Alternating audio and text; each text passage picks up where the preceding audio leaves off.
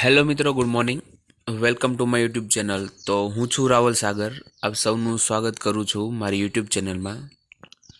તો આજના આપણા લેક્ચરમાં આપણે એક નવા સબ્જેક્ટની વાત કરવાની છે કે જે તમારે સેમેસ્ટર નંબર 2ની અંદર આવે છે, એડવાન્સ મેથેમેટિક્સ ઓફ ગ્રુપ 1, કે જેનો કોડ છે 332002.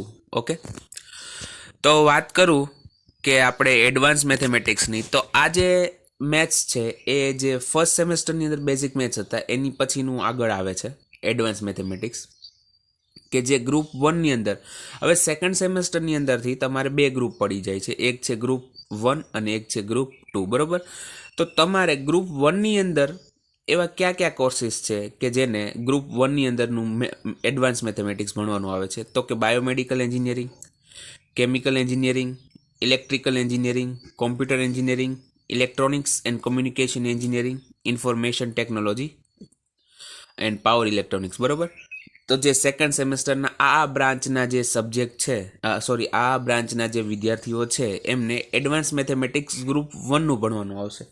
એનો મતલબ કે આપણામાં ઇલેક્ટ્રિકલ એન્જિનિયરિંગ અને કોમ્પ્યુટર એન્જિનિયરિંગ જે સ્ટુડન્ટ છે એમને એડવાન્સ મેથેમેટિક્સ ઓફ ગ્રુપ 1 ભણવાનું આવશે.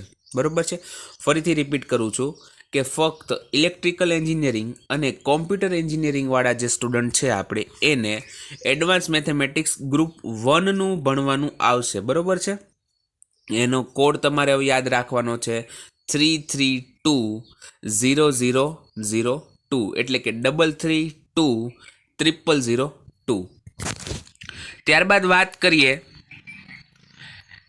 ટીચિંગ એન્ડ એક્ઝામિનેશન સ્કીમની, તો એની અંદર આપણને વીકની અંદરના 2 અવર્સના લેક્ચર્સ હોય છે, 2 અવરના ટ્યુટોરિયલ હોય છે. બરાબર છે, જે આપણે ઓફલાઈનની વાત કરીએ છીએ, એટલે કે ટોટલ 4 અવર્સ જેવું ટાસ્ક થશે.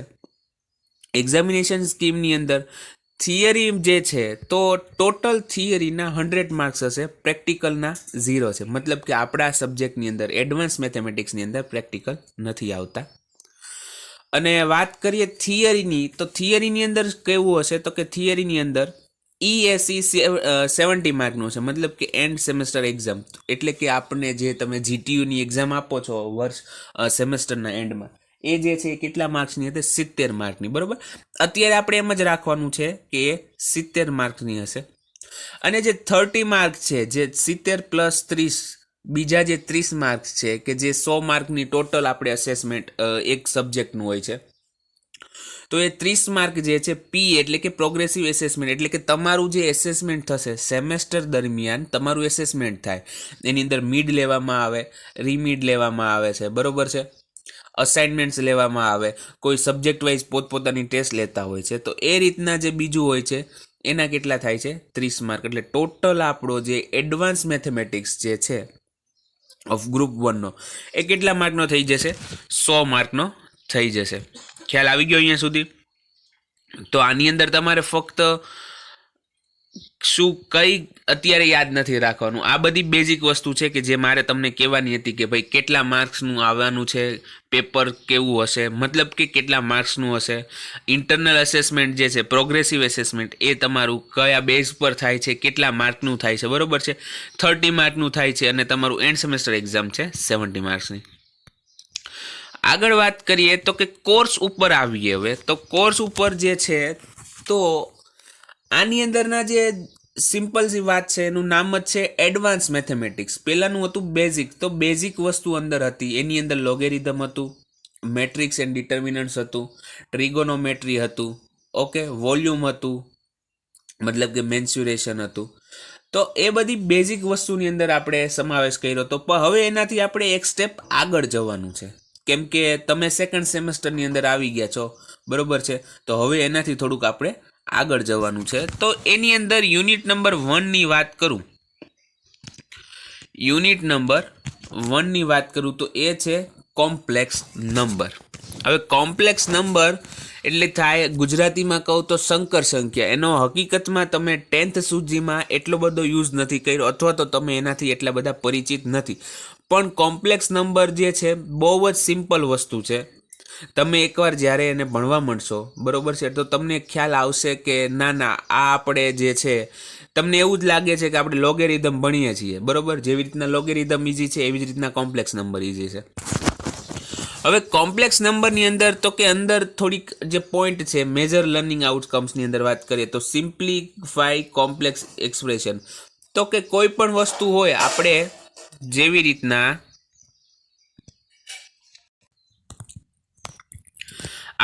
રીતના કોઈ બહુપદી હોય તો એનું સાદુરૂપ આપીએ છીએ, બરોબર છે? તો એવી જ રીતના કોમ્પ્લેક્સની અંદર પણ એને આપણે સાદુરૂપ દેવાના છીએ. અલગ અલગ ટાઈપ્સના કોમ્પ્લેક્સ હશે તો હવે એની માટેના જુદા જુદા ફોર્મ્યુલાઝ આવશે. ફોર્મ્યુલાઝ મતલબ કે આ જે આખી એક રચના છે એ તમને કોમ્પ્લેક્સની વાત કરું તો કઈ રીતના એનું સ્ટ્રક્ચર હોય તો કે એક્સ પ્લસ આઈ વાય, બરોબર છે? એક્સ પ્લસ આઈ વાય, કે જ્યાં એક્સ પણ કોઈ નંબર હશે, વાય પણ નંબર હશે, પણ અહીંયા વચ્ચે એક આવી જાય છે આલ્ફાબેટ આઈ. આઈનો મતલબ થાય ઇમેજનરી, મતલબ કે જે વાસ્તવિક નથી, બરોબર? જે વાસ્તવિક નથી. એક્સ જે છે એને રિયલ નંબર્સ કહેવા છે, આ જે વાય જે છે એને ઇમેજનરી કહેવા છે, બરોબર? તો આ રીતના આખી એનું સ્ટ્રક્ચર બનશે. ત્યારબાદ એની અંદર આપણે modulus and amplitude of given expression find કરશું. મતલબ કે આપેલો જે કોમ્પ્લેક્સ નંબર છે એના મોડ્યુલસ માનની વાત કરશું અને એની અંદર રહેલા એંગલ થીટાની વાત કરવાના છીએ, બરોબર?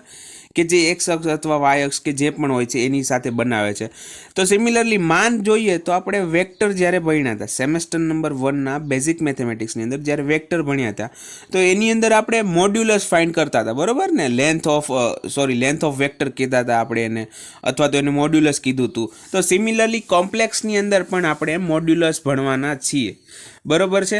અને એનો એમ્પ્લિટ્યુડ એટલે કે થીટા અહીંયા આવશે ટેન થીટા અથવા તો theta is equal to tan inverse of something કરીને આવશે. એ વસ્તુ જોવાના છીએ. ટોપિક્સ એન્ડ સબ ટોપિક્સની વાત કરીએ તો આપણે એની અંદર કોન્સેપ્ટ તો ક્લિયર આપણે કરવાના જોઈએ, બરોબર છે? શરૂઆતની અંદર કે કોમ્પ્લેક્સ નંબર કઈ રીતના હોય છે, એની અંદરની કિંમતો કઈ કઈ હોય છે અને કઈ રીતના દર્શાવાય. હંમેશા કોમ્પ્લેક્સને આપણે ઝેડ દ્વારા દર્શાવશું.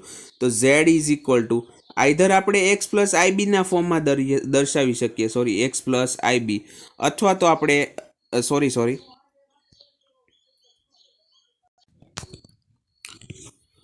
કોન્સેપ્ટ છે કે એને કઈ રીતના દર્શાવવાનું છે, એ કઈ રીતના લખવાનું છે, ત્યારબાદ એક્સ અને વાયની જે કિંમતો લેશો એ શેમાંથી લેવાના છીએ, બરાબર? એ કોન્સેપ્ટની અંદર આવે. ત્યારબાદ મોડ્યુલસ અને એમ્પ્લિટ્યુડ ફોર્મ આવશે. એ તો આપણે જોઈ લીધું કે ભાઈ માન ગોતશું એનું એમ્પ્લિટ્યુડ. હવે માન અને એમ્પ્લિટ્યુડ પરથી કોમ્પ્લેક્સને દર્શાવી શકાય છે. તો એ કઈ રીતના દર્શાવી શકીએ છીએ એ જેનું ફોર્મ છે એ આપણે જોશું. ત્યારબાદ આપણે જોશું રૂટ ઓફ કોમ્પ્લેક્સ નંબર મતલબ કે સંકર સંખ્યાના બીજો. તો જેવી રીતના ઇક્વેશનને સોલ્વ કરીએ છીએ આપણને બીજ મળે છે, બીજ મતલબ કે રૂટ, એનું સોલ્યુશન મળે છે. તો સિમિલરલી કોમ્પ્લેક્સની અંદર પણ આપણે એવું જ કરવાના છીએ. એના શું કરવાના? રૂટ ફાઇન્ડ કરવાના છે. અને ત્યારબાદ આવે છે ડી મોઇવર્સ થિયરમ. આ એક થિયરમ છે કે જે તમને ખૂબ જ ઉપયોગી થશે. સ્ટ્રક્ચર એ જે છે તમને સિમ્પ્લિફાય ફોર્મની અંદર આપે છે. અધરવાઇઝ તમારે જે દાખલા એક્ઝામ્પલ હશે એ લોંગ ફોર્મની અંદર થશે. પણ જો તમે ડી મોઇવર્સ થિયરમનો યુઝ કરી શકતા હો તો એ જે એક્ઝામ્પલ છે ખૂબ જ સહેલા થઈ જશે, બરોબર છે? તો આપણે એ પણ જોઈ લેવાના છીએ. અને ત્યારબાદ લાસ્ટમાં એની અંદર આવે છે apply concept of complex numbers in simple engineering problems related જે પણ છે તો એની અંદર આપણે કોમ્પ્લેક્સને કઈ રીતના યુઝ કરી શકીએ, એના કોન્સેપ્ટને કઈ રીતના યુઝ કરી શકીએ છીએ એ જોવાના છીએ, બરોબર છે? તો આ થઈ ગયું આપણું કમ્પ્લીટ યુનિટ નંબર 1. કમ્પ્લીટ થઈ ગયું અહીંયા યુનિટ નંબર 1. આ જે છે તમને થોડુંક કેવરાવશે કેમ કે કોમ્પ્લેક્સ નંબર તમારા માટે હજી નવું છે, બરોબર? તો થોડુંક કેવરાવશે, પણ તમે જો પહેલેથી લેક્ચર જોશો, તમે રોજની પ્રેક્ટિસ કરશો, તમે ક્વિઝ એટેન્ડ કરશો તો આ ચેપ્ટર તમારા માટે સ્કોરિંગ ચેપ્ટર થઈ જશે, બરોબર છે? મતલબ કે આની અંદર જો 14 માર્કનું આ પૂછાય તો આનાથી તમે 14 માર્ક તમે મેળવી શકો એવું કેપેસિટી છે આ ચેપ્ટરની અંદર, જો તમે ધ્યાન રાખશો તો વાત કરીએ હવે ત્યારબાદ આપણે ચેપ્ટર નંબર 2ની. તો યુનિટ નંબર 2. તો યુનિટ નંબર 2 શું છે? તો કે યુનિટ નંબર 2 છે ફંક્શન એન્ડ લિમિટ, વિધેય અને લક્ષ. હવે વિધેયની વાત તમે જોઈ ચૂકેલા છો, પણ લિમિટ તમારા માટે, લિમિટ એટલે કે લક્ષ તમારા માટે નવી વસ્તુ છે. પણ નવી વસ્તુ છે કંઈ નહીં, આપણે રોજે રોજ નવું શીખતા જોઈએ છીએ. તો એવી રીતના આપણે ફંક્શન અને લિમિટની અંદર પણ લિમિટને આપણે શીખી લેશું, બરાબર. એમાં મૂંઝાવાની જરૂર નથી. તો ફંક્શનની અંદર તો કે ફંક્શનની definition, any concept and example. Function જે છે એક પ્રકારનો રિલેશન છે, એક સંબંધ છે, પણ એ ચોક્કસ પ્રકારનો સંબંધ થાય તો જ એને ફંક્શન કહેવામાં આવે છે, વિધેય કહેવામાં આવે છે. મતલબ કે એની ડેફિનેશન જોશું, એના એક્ઝામ્પલ જોશું, અને ત્યારબાદ આપણે આવશું સીધા લિમિટ પર, કે limit concept of limit, standard formula and related example. મતલબ કે લિમિટ એક કોન્સેપ્ટ શું છે, લક્ષ. લિમિટનો મતલબ કેવો થાય છે કે ધારો કે તમે ભાવનગરથી રાજકોટ તરફ જાઓ છો, ભાવનગરથી રાજકોટ તરફ જાઓ છો, તો એક સમય 3 અથવા 3.5 કલાકનું ટ્રાવેલિંગ કર્યા બાદ તમે રાજકોટની નજીક જતા જશો, બરાબર. હજી તમે એક્ઝેક્ટલી રાજકોટ નથી પહોંચ્યા, પણ તમે રાજકોટની નજીક પહોંચતા જશો. તો એ જ રીતના લિમિટની અંદર આવે છે કે કોઈ જે એક કિંમત છે, કોઈ એક વેરિયેબલ એક્સ છે, એ કોઈ કિંમત એ તરફ જાય છે પણ પ્રોપરલી એ નથી થઈ જતો. તો એ રીતના જે આપણે એક્ઝામ્પલ હોય છે, બરાબર છે, લિમિટની લક્ષની અંદર. હવે તો એનો મતલબ કેવો થાય કે એ નથી થઈ જતો. ધારો કે કોઈ એક્સ વેરિયેબલ છે, એ કોઈ કિંમત એ કે જેની કિંમત એ બરાબર 2 છે એની નજીક જાય છે. મતલબ કે 1.98 થાય છે, 1.999 થાય છે, 1.9999 થાય છે, પણ એક્ઝેક્ટલી 2 નથી થઈ જતો. તો આપણે એના માટે એસ્ટિમેશન વેલ્યુ જોઈશું કે ભાઈ આવું ફંક્શન, એક ફંક્શનની અંદર આ જો એક્સની કિંમત 2 મૂકવામાં આવે તો એની કિંમત ક્યાં સુધી જાય છે, કેટલીક જાય છે, એ બધી આવશે લિમિટની. હવે એના અમુક સ્ટાન્ડર્ડ ફોર્મ્યુલા હોય છે. સ્ટાન્ડર્ડ ફોર્મ્યુલા મતલબ કે એવા પ્રકારનું તમને સ્ટ્રક્ચર દેખાય તો તમે ત્યાં સીધું એ ફોર્મ્યુલાનો યુઝ કરીને એનું જે શું કહેવાય કે આન્સરો એ લખી શકો. જેમ કે આપણને ખ્યાલ છે કે સ્ક્વેર કરવાની અંદર આવે, સ્ક્વેર કરવામાં આવે કોઈ પણનો, આવી રીતના છે, 2 સ્ક્વેર છે, બરોબર છે. તો આપણને ખ્યાલ છે હંમેશા ફોર્મ્યુલા કયો કે જે કયો કે 2 સ્ક્વેર બરાબર શું થઈ જાય, તો કે 4 થઈ જાય. 2 સ્ક્વેર ઇઝ ઇક્વલ ટુ 4 થાય. તો આ એક સ્ટાન્ડર્ડ વસ્તુ થઈ. મતલબ કે તમને ખ્યાલ છે કે 2 સ્ક્વેર બરાબર 4 જ લખવાનો છે, તમારે એની અંદર કોઈ લાંબી માથાકૂટ કરવાની રહેતી નથી. તો સિમિલરલી લિમિટની અંદર પણ એવું હશે, એના સ્ટાન્ડર્ડ ફોર્મ્યુલા હશે અને ત્યારબાદ એને રિલેટેડ એક્ઝામ્પલ હશે. તો આવી રીતના આપણે પૂરું થશે આપણું યુનિટ નંબર 2. ત્યારબાદ વાત કરીએ તો યુનિટ નંબર 3ની. તો યુનિટ નંબર 3 છે differentiation and its application. Differentiation and its application. તો હવે આવે છે વિકલન. ડિફરન્શિએશન એટલે કે વિકલન. ડિફરન્શિએશન એટલે શું થાય છે, વિકલન. તો આ જે વસ્તુ છે એ તમારે 11-10 પછી જો તમે 11-12 કરો તો 11thની અંદર આનો પાયો આવે છે અને 12thની અંદર આનું જે છે આગળનું જે મેઇન વસ્તુ જે છે વિકલન એ આવે છે, બરોબર. પરંતુ તમે 10th પછી ડિપ્લોમા કર્યું છે તો તમારે આ ભણવું પડશે, કેમ કે આનો પણ તમારે યુઝ આવશે, કેમ કે કીધું છે કે ઇટ્સ એપ્લિકેશન, એનો યુઝ કરીને કઈ રીતના મેળવી શકો છો, એનો યુઝ કરવાનો છે આપણે રિયલ લાઈફની અંદર. Differentiate the various function. એના ટોપિકની અંદર વાત કરીએ ડિફરન્શિએશનમાં તો એક તો છે કે એની ડેફિનેશન, એની વ્યાખ્યા કે કઈ રીતના છે, શું છે, રૂલ. ત્યારબાદ આવે છે rules of sum, product, quotient of function. હવે જેવી રીતના સરવાળો, બાદબાકી, ગુણાકાર, ભાગાકાર આપણે સાદા વિધેયની અંદર હોય છે, સિમિલરલી એ ફંક્શનની ઉપર અહીંયા વિકલન. હવે આ વસ્તુ એવી છે કે હું તમને પ્રેક્ટિકલ સિવાય ના દેખાડી શકું, મતલબ કે એક્ઝામ્પલ સાથે જ તમને મારે એક્સપ્લેન કરવી પડે, બરોબર છે. તો અત્યારે તમે એ જ યાદ રાખો કે rules of sum, product, quotient and function આવે છે. ત્યારબાદ આવે છે ચેઇન રૂલ આવે છે કે એક પ્રોડક્ટ, એક જે ફંક્શનની અંદર એવા 2 ફંક્શન કમ્બાઈન હોય, બરોબર છે, એક આખું ફંક્શન 2 ફંક્શનનું બનેલું હોય તો કઈ રીતના આપણે એને કામ કરવાનું છે એ જોશું. Derivative of implicit functions and parametric functions. ત્યારબાદ લોગેરિધમિક ડિફરન્શિએશન, લોગેરિધમિકનું ડિફરન્શિએશન કરશું આપણે. Successive differentiation up to second order. Successive મતલબ કે એક પછી બીજું ક્રમમાં જે આવે, તમને એવું કહેવામાં આવે કે ભાઈ તમે એક હરોળ બનાવો કે જે હશે તે સક્સેસિવ હશે, મતલબ કે પહેલો સ્ટુડન્ટ, એની પછી બીજો સ્ટુડન્ટ, એની પછી ત્રીજો સ્ટુડન્ટ. તો અહીંયા શું કીધું છે કે successive differentiation up to second ઓર્ડરની વાત કરી, મતલબ કે બીજા વિકલન સુધીની વાત થવાની છે પહેલું વિકલન અને ત્યારબાદ એનું બીજું વિકલન. હવે એપ્લિકેશનની અંદર તો શું આવશે તો કે એપ્લિકેશનની અંદર એક આવે છે વેલોસિટી, બરોબર, ત્યારબાદ આવે છે એક્સેલરેશન. વેલોસિટી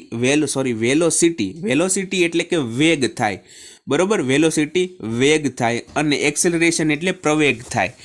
કોઈ પણ જે પદાર્થ છે એ દોડવાનું ચાલુ કરે તો એનો વેગ હોય અને થોડાક સમય બાદ એનો પ્રવેગ મળે. હવે તમને એવું કે આ પાર્ટિકલનો વેગ શોધો, વેગ શોધવાની વાત કે તો તમારે પહેલા વિકલનની જરૂર પડે, અને જ્યારે એક્સેલરેશન એટલે કે પ્રવેગ શોધવાની વાત કરે તો તમારે બીજા વિકલનની જરૂર પડે છે, બરોબર.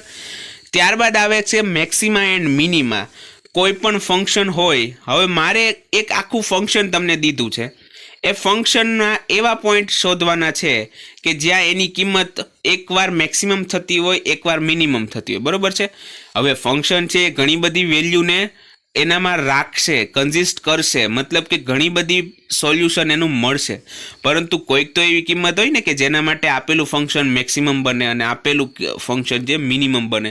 તો એ જ પ્રોબ્લેમ મારે જોવાની છે. તો એની અંદર હું ડિફરન્શિએશનનો યુઝ મતલબ કે વિકલનનો યુઝ કરીશ, બરોબર છે. તો આવી રીતના આપણું પૂરું થશે chapter number unit number 3 differentiation and its application. ત્યારબાદ આવે છે યુનિટ નંબર 4 કે જે છે ઇન્ટિગ્રેશન એન્ડ ઇટ્સ એપ્લિકેશન. હવે ઇન્ટિગ્રેશન જેવી રીતના તમે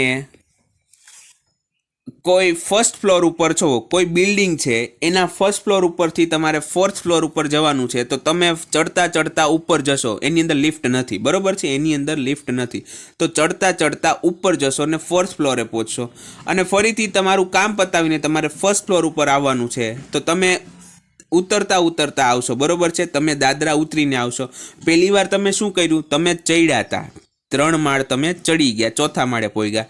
બીજી વાર શું કર્યું તો કે 3 માળ તમે ઉતરીને પહેલા માળે આવ્યા. તો સિમિલરલી ડિફરન્શિએશન અને ઇન્ટિગ્રેશન બંને એવી જ વસ્તુ છે, એકબીજાની અપોઝિટ કયો કે તમારે કોઈ ફંક્શનનું તમે ડિફરન્શિએશન કરો છો, બરોબર, એનું ડિફરન્શિએશન.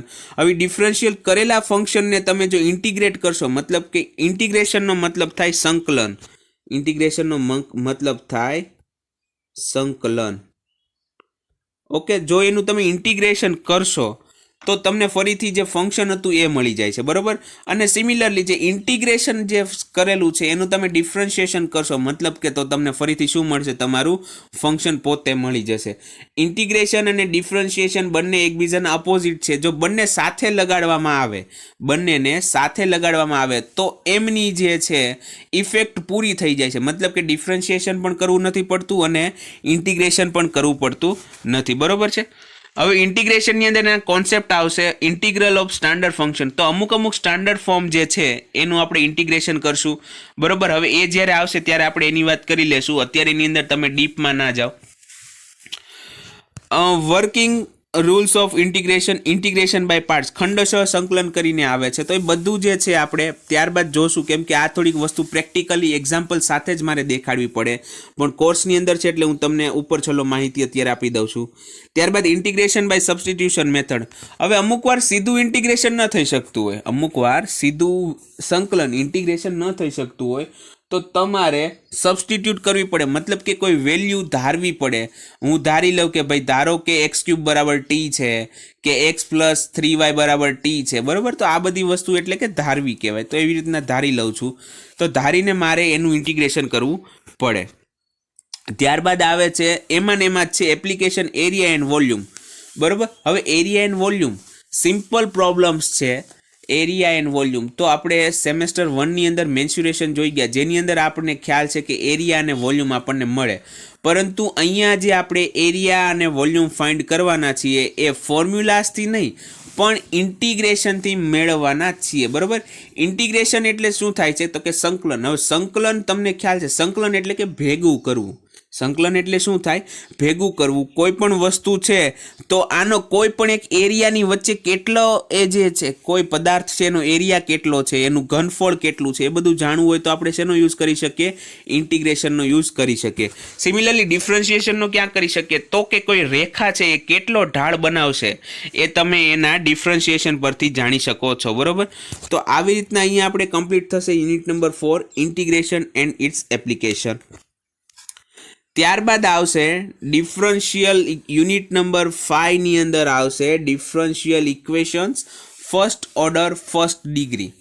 ડિફરન્શિયલ ઇક્વેશન, હવે જ્યારે તમે ફંક્શન જે છે, ફંક્શન જે કોઈ પણ આપેલું છે એનું વિકલન કરો છો, મતલબ કે કોઈ નવું ફંક્શન મળશે તો એ જે નવું ફંક્શન મળશે એ આપણા માટે ડિફરન્શિયલ ઇક્વેશન થઈ જશે. બરોબર છે, કેમ કે એનું સ્ટ્રક્ચર કંઈક એવું જ હશે. એ જ્યારે આવશે ત્યારે હું તમને બતાવી દઈશ કે ભાઈ એનું સ્ટ્રક્ચર કઈ રીતના હોય છે. તો એની અંદર આપણે ડિફરન્શિયલ ઇક્વેશનની અંદર જોશું definition, order and degree of differential equation. Order and degree, હવે તમને ખ્યાલ છે કે તમે x+1 સ્ક્વેર કરો, આવી રીતના છે કે x+1 સ્ક્વેર કરો તો શું આવે? તો કે x² + 2x + 1. તો તમને ખ્યાલ છે કે આની અંદર આ જે આખો એક શું કહેવાય બહુપદી બની છે તો એની ડિગ્રી કેટલી છે? એની ડિગ્રી છે 2 થઈ ગઈ. કેમ? તો કે આ ઇક્વેશનની અંદર તમે જુઓ, આ ઇક્વેશનની અંદર તમે જુઓ એક્સની મોટામાં મોટી ઘાત કેટલી છે? Power, maximum power of x is equal to તો કે 2 છે. બરોબર. તો અહીંયા મેક્સિમમ પાવર ઓફ એક્સ મતલબ કે એક્સની મોટામાં મોટી ઘાત 2 હોવાથી આપણને શું મળે? તો કે એની ડિગ્રી જે છે એ 2 મળી જશે. બરોબર છે, ક્લિયર વાત છે અહીંયા સુધી? તો સિમિલરલી ડિફરન્શિયલ ઇક્વેશનની અંદર પણ એવું થશે, પણ અહીંયા ફક્ત બહુપદી જે છે એક બીજા ફોર્મની અંદર હશે, dy/dx ના ફોર્મની અંદર કે df/dx ના ફોર્મની અંદર હશે.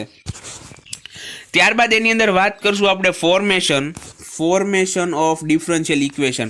હવે અમુક વાર સીધું ઇક્વેશન જે છે એને ડિફરન્શિએટ તમે કરો, વિકલન કરો તો તમને ડિફરન્શિયલ ઇક્વેશન મળી જાય. પણ અમુક વાર એવું થશે કે તમારે એની અંદર થોડાક ચેન્જ લાવવા પડે, અથવા તો તમારે વિચારવું પડે કે આપણે ભાઈ ડિફરન્શિયલ ઇક્વેશન છે તો ક્યાં સુધીનું મેળવવાનું છે. બરોબર છે, પહેલા ડિગ્રીનું તો ખરી જ તે, પણ કેવું મેળવવાનું છે એ પણ જરૂરી છે.